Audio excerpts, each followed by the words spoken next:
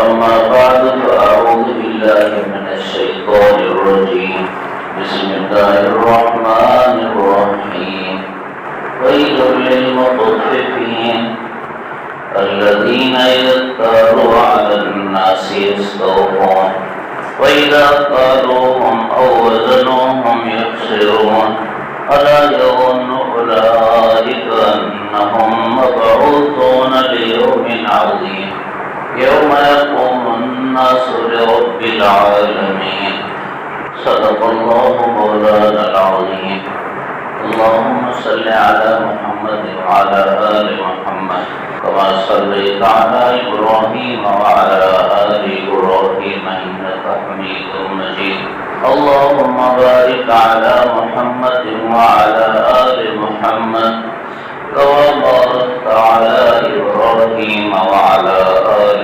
إبراهيم إنك حميد مجيد اللہ تعالیٰ نے فرمایا ہلاکت ہے ناپ توڑ میں کمی کرنے والوں کے لیے، یعنی ان لوگوں کے لیے اذا اکتالوا علی الناس یستوفون، جب لوگوں سے ناپ توڑ کر لیتے ہیں تو پورا لیتے ہیں، وَإِذَا قَالُوهُمْ أَوْ وَزَنُوهُمْ يُخْسِرُونَ، اور جب خود ناپ کر توڑ کر دیتے ہیں تو کم کر دیتے ہیں، فَلَا يَظُنُّ أُولَئِكَ أَنَّهُمْ مَبْعُوثُونَ لِيَوْمٍ عَظِيمٍ، کیا یہ لوگ خیال نہیں کرتے کہ ایک بڑے دن میں یہ اٹھائے جائیں گے؟ یوم یقوم الناس لرب العالمین، وہ دن جس دن میں سب لوگ اللہ رب العالمین کے سامنے کھڑے ہوں۔ اللہ تعالیٰ نے حقوق العباد میں کوتاہی کرنے والوں کو ان آیتوں میں خبردار فرمایا۔ بظاہر ذکر ناپ توڑ یعنی خرید و فروخت کرنے والوں کا ہے، لیکن مراد ہر وہ شخص ہے جو حقوق العباد میں کمی پیشی کرتا ہے۔ اللہ تعالیٰ نے ہم انسانوں کی مرض بیان فرمائی کہ ہم وہ لوگ ہیں کہ دوسروں سے حقوق لیتے ہوئے پورے لیتے ہیں اور دوسروں کو حقوق دیتے وقت کمی کرتے ہیں۔ جب حضرت نبی کریم صلی اللہ علیہ وسلم مدینہ طیبہ تشریف لائے تو مدینہ طیبہ کے بازاروں میں یہی رواج تھا، کیونکہ ابھی وہاں اسلام پوری طرح نہیں آیا تھا، اس لیے وہ لوگ ناپ توڑ میں کمی کرتے تھے۔ اسی پر یہ آیت نازل ہوئی۔ نبی پاک صلی اللہ علیہ وسلم کی ایک حدیث ہے، التجار یحشرون یوم القیامت فجارا، یہ جو تاجر لوگ ہیں قیامت کے دن اللہ کے نافرمانوں کی حالت میں اٹھائے جائیں، یعنی ان میں بہت سی تعداد اللہ کی نافرمان ہوگی اور نافرمانوں کے ساتھ ان کا حشر ہوگا۔ الا من اتقى وبر وصدق، ہاں وہی تاجر اللہ کا نافرمان ہو کر نہیں اٹھے گا جو خدا سے ڈرتا ہوگا، لوگوں سے اچھا سلوک کرتا ہوگا اور زبان سے سچ بولتا ہوگا۔ جب ایسا کرے تو پھر نبی پاک صلی اللہ علیہ وسلم کی ایک حدیث ہے، التاجر الصدوق الامین مع النبیین والصدیقین والشہداء والصالحین، جو تاجر اپنی تجارت میں سچ بولتا ہو، امانت داری اختیار کرتا ہو، دو نمبری اور دھوکہ بازی نہ کرتا ہو، ایسے تاجر کا حشر انبیاء، صدیقین، شہداء، صالحین کے ساتھ ہوگا۔ ایسی خوش قسمتی اور ایسی خوش نصیبی ہے، لیکن جب اچھائی پہ چلتے ہیں تو انعام ملتا ہے، اور جب خدا نخواستہ برے راستے پہ چلتے ہیں تو گناہ ملتا ہے۔ ہم چھوٹے بچوں کو بھی سمجھاتے ہیں غلطی نہیں کیا کرو، یہ غلطی کرو کہ گناہ ملے گا، لیکن اپنے آپ کو ہم لوگ کم سمجھاتے ہیں۔ نفس اور شیطان کے مقابلہ میں ہم ڈھیر ہو جاتے ہیں، ہماری زبان میں آج کل بولتے ہیں ڈھیر ہو جاتے ہیں۔ یعنی شکست کھا جاتے ہیں، ان کی مان لیتے ہیں۔ تاجر کو حکم ہے اپنی تجارت اور دکانداری میں ظلم نہ کرو، ظلم نہ کرو، ظلم نہ کرو۔ ظلم کرنے کی صورتیں بہت سی ہیں، جیسے یہ ظلم ہے کہ آدمی کسی کو ایک چیز کا کلو دے رہا ہے، لیکن اس نے بانٹ ایسے رکھ رکھے ہیں، پتھر ایسے رکھ رکھے ہیں کہ ایک سیر کا پتھر سیر سے کم کا ہے، یا دوسری طرف جھکاؤ کر رکھا ہے جسے سیر سے کم دیتا ہے اور سیر کر کے بتاتا ہے کہ بھی یہ سیر ہے، لیکن دیتا سیر سے کم۔ یہ بھی ظلم ہے۔ یہ بھی ظلم ہے کہ چیز 1 نمبر کی کہے اور 2 نمبر کی چیز دے۔ پاکستان کا تاجروں کا، کاروباریوں کا اکثر طبقہ اس ظلم میں ہے۔ پاکستان میں لا قانونیت ہے، قانون پورا نہیں ہے، جو ہے وہ بھی کاغذی کارروائی کی حد تک زیادہ ہے، عملی طور پر کم ہے۔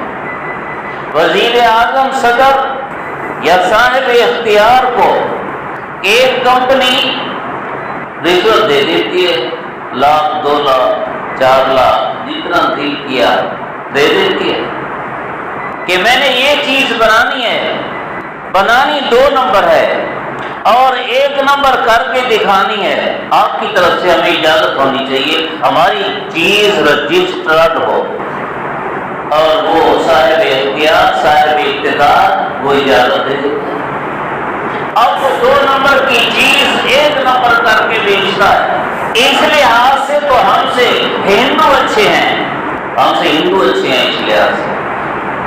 جو اخلاق ہمارے اعمال ہمارے تھے وہ انہوں نے لے لیے، جو ان کے تھے وہ ہم نے لے لیے۔ یہ نہیں کافروں کے۔ انڈیا سے ایک دوائی بن کر آتی ہے، وہی دوائی پاکستان سے بن کر آتی ہے۔ جو انڈیا سے بن کے آتی ہے وہ خالص ہوتی ہے، تاثیر میں طاقتور ہوتی ہے، اور جو پاکستان سے وہی دوائی بنتی ہے خالص نہیں ہوتی۔ اور ادھر سے اصحاب اقتدار سے انہوں نے اجازت لے رکھی ہے ہماری کمپنی کی دوائیاں بھی چلانی ہیں۔ کئی قسم کی بوتلیں آج کل چلتی ہیں، 1 نمبر پیپسی تو مارکیٹ میں ملے گی مشکل، اور پتہ نہیں 1 نمبر سے کتنے نمبر اوپر کی وہ ملے گی پیپسی، ایسی ہی دوسری۔ دیکھنے کی بات ہے، سوچنے کی بات ہے، جب ہمیں دوائی اصل نمبر نہیں ملے گی 1 نمبر اور کئی نمبر اوپر دھوکہ اور فراڈ کر کے ملے گی، عوام کی صحت پر کتنا اثر پڑے گا؟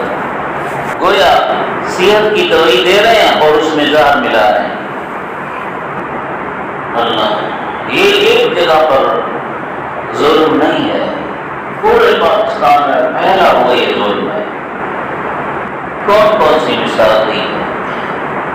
ہمارے ہسپتالوں میں جو آگے بیٹھے ہوئے ہیں، حکومت کی طرف سے آنے والی دوائی جو مفت میں ہے عوام کو نہیں دیتے۔ یہیں پر بھی ہو رہا ہے، یہیں پر عوام کو وہ مفت کی دوائی نہیں دیتے، عوام کو لکھ کر دیتے ہیں باہر مارکیٹ سے لے لو، 2-4 گولیاں دے گی تو دے دی۔ اور وہ جو حکومت کی طرف سے دوائی آئی، مارکیٹ میں اپنی دکان میڈیکل اسٹور کھولی ہوئی ہے، وہاں بیچ دیتے۔ کون کون سی بات کر رہے ہیں؟ بڑے اس بارے میں جیتتے نہیں، چھوٹوں کی سنتا کون ہے؟ اور بڑے بھی تو مل جاتے ہیں، لیتے کر کے مل جاتے ہیں۔ یہ بھی ایک ظلم ہے۔ بے شمار چیزیں ہیں جو 1 نمبر کی نہیں ملتی اور کہی جاتی ہے 1 نمبر کی۔ پھل جو مارکیٹ میں آ رہا ہے، اب اصل پھل تو وہ تھا جسے پکا ہوا درخت پر سے اتارتے اور وہ صحت والا ہے، لیکن مارکیٹ میں وہ پھل لایا گیا جو دوائیوں سے پکایا گیا، اور دوائیوں کے اثرات، زہریلے اثرات وہ بھی اس میں ہیں۔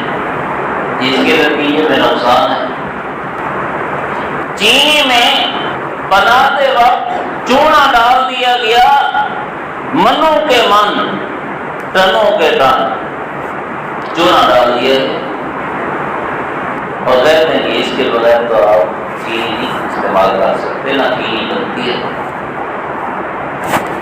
نیک نیت ہو تو کیوں نہیں بنتی؟ آدمی نیک نیت ہو جائے تو کیوں نہیں بنتی؟ ایک چیز غیر خالص ہے۔ ہمارے دیہاتوں سے جو دودھ آتا ہے تو خود دودھ بیچنے والا گھرانہ اس میں پانی ڈالتا ہے، پھر ان سے لینے والا آدمی اس میں پانی ڈالتا ہے، پھر جب یہاں آتی ہے تو یہاں کا آرڈر والا اس میں پانی ڈالتا ہے۔ گویا 1 کلو میں 3 پاؤ پانی ہے، 1 پاؤ دودھ ہے۔ اب اسے کیا ہوگا؟ ہمارے ایک دوست ہیں،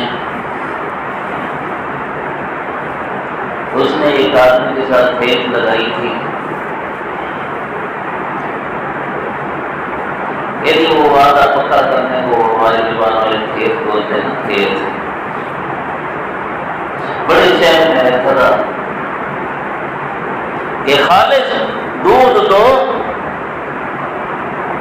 زیادہ پیسے لے لو کوئی بات نہیں، خالص دودھ دو۔ حضور نے ٹھیک ہے خالص دودھ دوں گا، پیسے زیادہ لوں گا، ٹھیک ہے۔ اگر مارکیٹ میں 20 روپے کلو ہے دودھ تو 20 روپے، لیکن خالص، ٹھیک ہے۔ وہ کئی دن تو خالص دودھ لاتا رہا، 2-4 ہفتے گزرے ہوں گے کہ دودھ میں پھر ملاوٹ شروع ہو گئی، پیسے وہی ہیں، پیسے وہی ہیں۔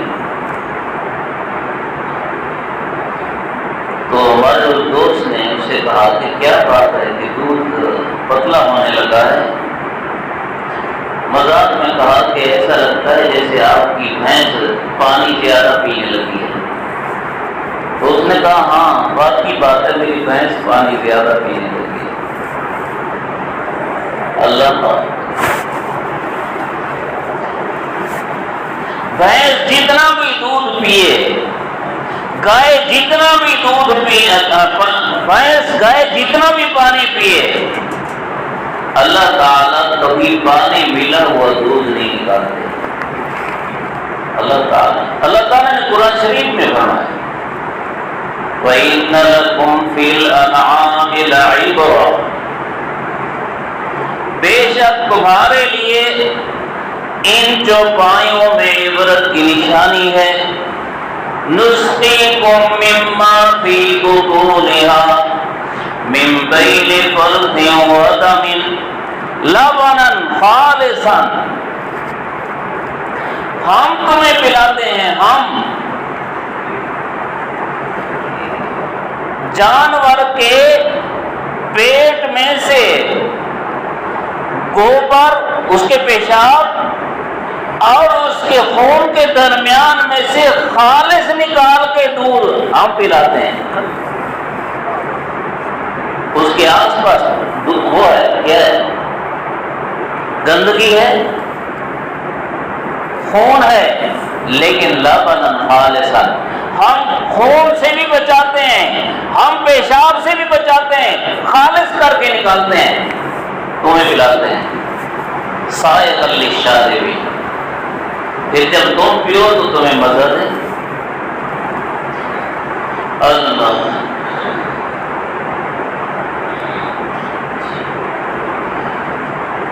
کسی دودھی کے دودھ میں مچھلی نکل رہی تھی، دودھی کے دودھ میں سے مچھلی نکل رہی تھی، تو اس نے کہا کہ ایسا لگتا ہے کہ بھینس نے جو پانی پیا نا تو بھینس کے پیٹ میں سے ادھر سے ہوتے ہوئے یہاں پہنچ گئی۔ اللہ مان، ہم جب بندے خالص نہ رہے تو ہمارے ساتھ اللہ کا معاملہ بھی خالص نہیں رہا۔ ہم چاہتے ہیں کہ ہمیں وہ بندے ملیں جو سچے اور سچے ہوں، اور ہم جو لوگوں کو ملتے ہیں تو ہم وہ بندے ہیں جو نہ سچے ہیں نہ سچے ہیں۔ تو ہمیں سچے اور سچے کیسے ملیں گے؟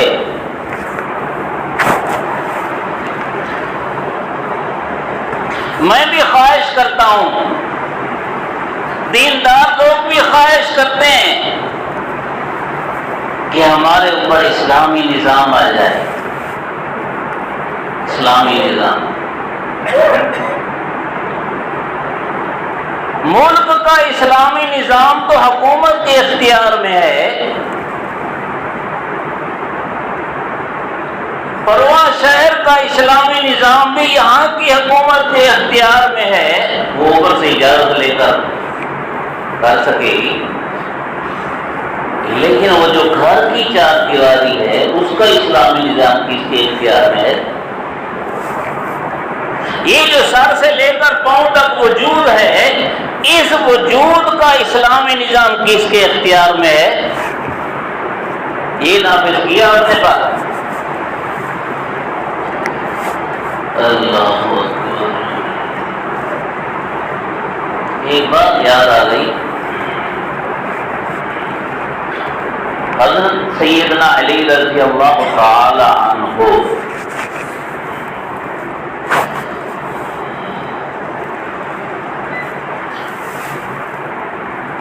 ان سے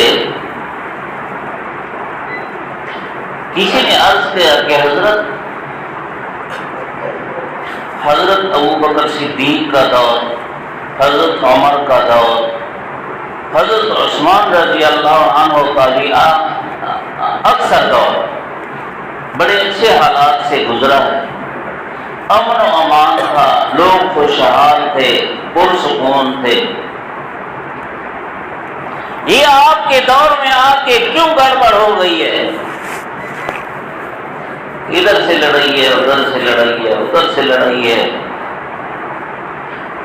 یہ کیوں ہو گیا؟ تو حضرت سیدنا علی رضی اللہ عنہ نے بڑی پیاری بات فرمائی، فرمایا حضرت ابو بکر و عمر و عثمان رضی اللہ عنہم کے مشیر ہم لوگ تھے اور ہمارے مشیر تم لوگ ہو، بس یہی فرق ہو گیا۔ ہم ان کے مشیر تھے، ہمارے مشیر تم ہو۔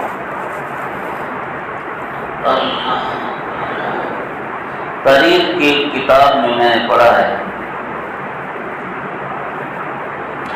حضرت عمر بن عبدالعزیز رحمہ اللہ کے دور سے پہلے جب خلافت راشدہ کا اچھا دور ختم ہو گیا اور مالدار صاحب اقتدار بنے، عیش کرنے والے وہ اقتدار پر پہنچے، تو ایک وہ دور تھا اور ایک پھر اس کے فوراً بعد حضرت عمر بن عبدالعزیز رحمہ اللہ کا دور۔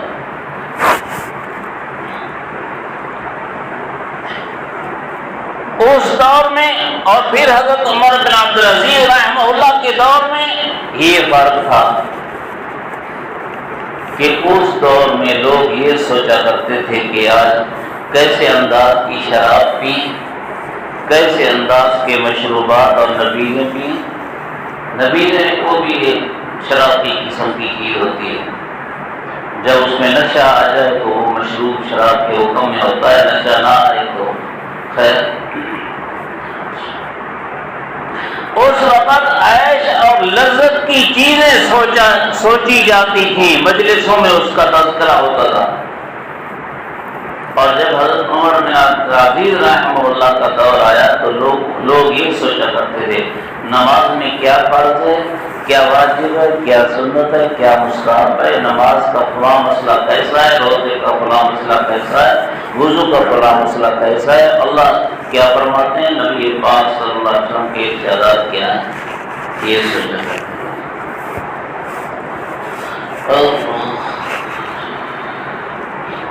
ہم جو گندے ہو گئے تو ہم پر گندے آ گئے. ظالم نہ بات یہاں سے چل رہی ہے.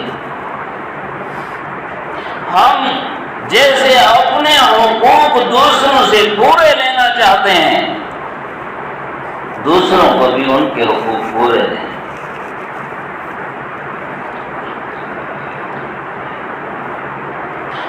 میں کہا کرتا ہوں، جب اولاد ماں باپ کو ستاتی ہے تو بوڑھا باپ خطیب کے پاس آ جاتا ہے، عالم دین سے ماں باپ کے حقوق بیان کرو. لیکن یہ بوڑھا باپ جب چھوٹے بچے تھے، جب اس کی اولاد تھی، جب پھر جوان ہو گئے بچے اور ان کی شادیاں کی، بچپن سے لے کر ان کی شادی تک اولاد کے حقوق کیا ہیں، یہ ماں باپ نے سوچا. جب اولاد کے حقوق سے لاپرواہی کی تو اولاد نے ماں باپ کے حقوق سے لاپرواہی کی. آج بڑا زور ہے اسکول، کالج، یونیورسٹی اس تعلیم کا، لیکن اتنا زور قرآن اور دینی علوم پڑھنے کا بھی اور پڑھانے کا بھی ہے.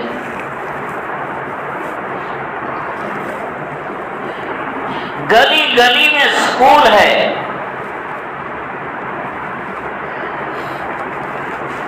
لیکن گلی گلی میں مدرسہ نہیں ہے. اور ہو جائے تو کئی لوگ برداشت نہیں کرتے، خدا بنا دے. حکومت بھی تو برداشت نہیں کرتے، یا عوام میں سے بھی کئی لوگ برداشت نہیں کرتے. اللہ اکبر. یاد آ گیا، یہ بات سیاسی نہیں ہے، ویسے حقیقت ہے. لاہور میں مولانا تقریر کر رہے تھے تو اس تقریر میں فرمایا، ہمارے مولانا، لوگ ہمیں کہتے ہیں اور آپ بھی کہہ رہے ہیں یہ سوشل میڈیا پر، آپ تو مولانا کی حکومت ہے اور آپ تو یہ وزیر اعظم صاحب کے بھی بڑے ہیں اور آپ تو ان کے پاس اتنے MNA ہیں، اگر یہ اسلامی نظام کے لیے مخلص ہیں تو کر لینا نافذ. یہ سوشل میڈیا پہ چلتا ہے.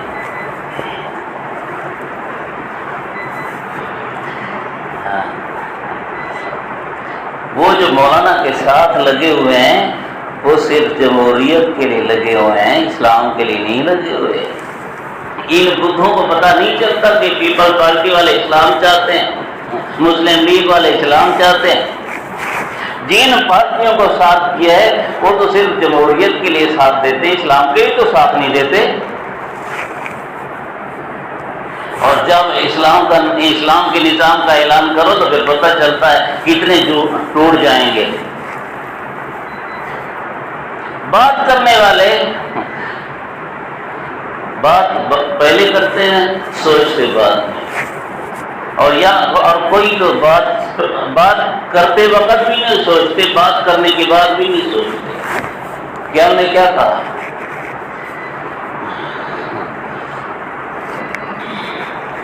اللہ معاف کرے. مولانا نے تقریر میں فرمایا کہ لوگ کہتے ہیں کہ تم ملک میں اسلامی نظام کیوں نافذ کرتے ہو، تو میں کہتا ہوں کہ تم ہم کو ووٹ کتنے دیتے ہو، تم ہم کو ووٹ کتنے دیتے ہو.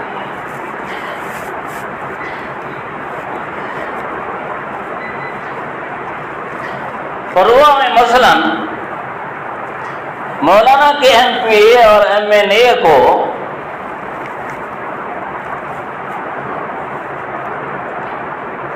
مثال کے طور پر 20,000 ووٹ مل جاتا ہے، 20,000 ووٹ، لیکن سارے تحصیل بروہ کے آدمی 20,000 ہیں۔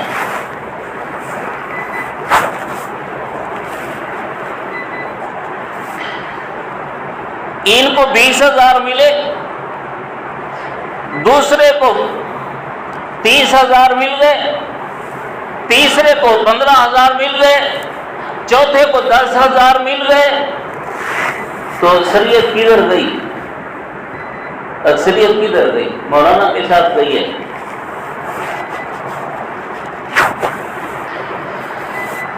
اللہ اکبر۔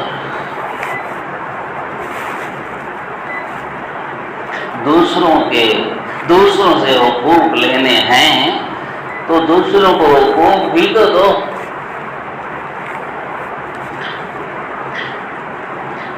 بیوی کے ساتھ آدمی کا سلوک سختی کا ہے،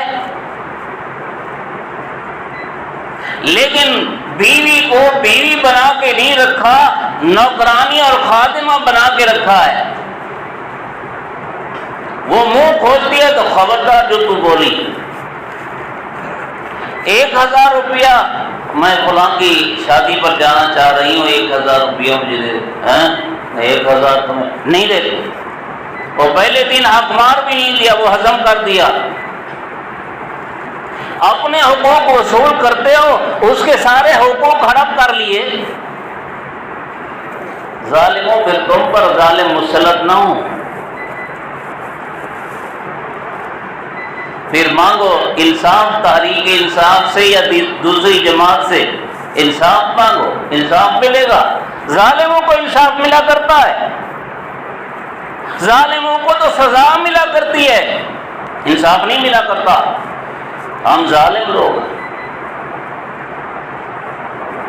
امام اور مقتدیوں کا کیا حال ہے؟ کس کس چیز کی مثال دی ہے؟ امام اور مقتدیوں کا، امام بیچارے کے پاس خرچ نہ ہو، وہ عید کے کپڑے نہ لے سکے اور پھٹے پرانے اس کے کپڑے ہوں، اور وہ بیچارہ کپڑے دھلائے تو خالی پانی سے، اور اس کے پاس اتنے پیسے بھی نہ ہوں کہ وہ صابن لے سکے، سرف لے سکے گھر کے لیے، اور وہ یوں ایسے ہی کپڑے پانی میں ہی صاف کر کے وہ آپ کو نماز پڑھائے، تو آپ بولیں امام سے اپنے کپڑے تو ستھرے کیا کرو، تم امام سے ہو، تمہارے کپڑوں میں داغ لگے ہوتے ہیں۔ اور اگر امام صاحب ذرا اچھے کپڑے پہن لیں، آج کل مولوی لوگ مست ہو گئے ہیں، آج کل مولوی لوگ مست ہو گئے، دیکھو کاروں میں پھرتے ہیں، دیکھو ان کے نیچے نیا موٹر سائیکل ہے جی، دیکھو کپڑے استری کیے ہوئے ہیں، نہ ادھر رہنے دیتے ہیں نہ ادھر رہنے۔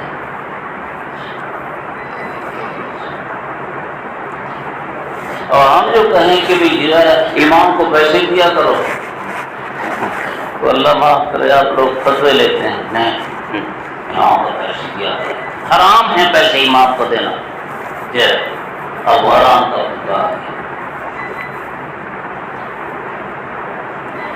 کہیں کا تو چھوڑو، ان بیچاروں کو پروا کی مسجد کا قصہ ہے، پروا کی مسجد کا، کمیٹی والے مشورہ کر رہے تھے کہ امام صاحب کی تنخواہ 2,000 3,000 ہے، 2,000 3,000، اس امام صاحب کی تنخواہ بڑھانی چاہیے۔ تو ایک سیٹ سے بولتا ہے کہ نہیں، یہی تنخواہ ہوگی، مولویوں کو زیادہ پیسے نہیں ملنے چاہیے، یہ مست ہو جاتے ہیں، یہ مست ہو جاتے ہیں۔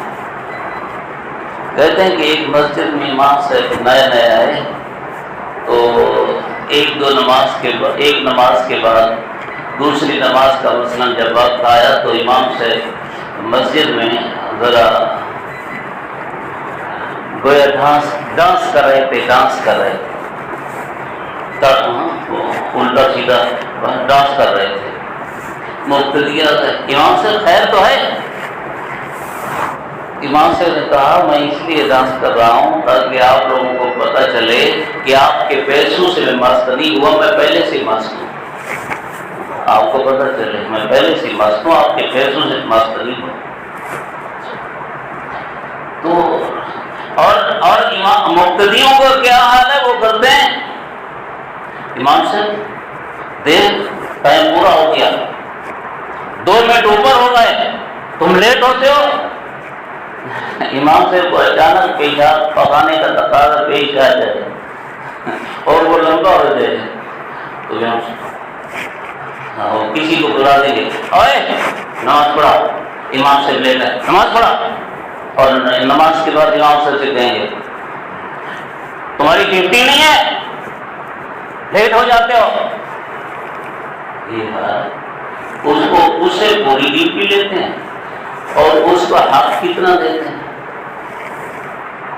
خدا کے لیے. بتایا ختم ہو گیا. اللہ رحم فرمائے. تو اللہ تعالیٰ نے اس صورت میں یہی فرمایا کہ حقوق میں کمی کرنے والوں کے لیے ہلاکت ہے. جو دوسروں سے حقوق لیتے ہیں تو پورے اور خود حقوق ادا کرتے ہیں تو ادھورے. اللہ تعالیٰ ہمیں سمجھ نصیب فرمائے. آخر کہاں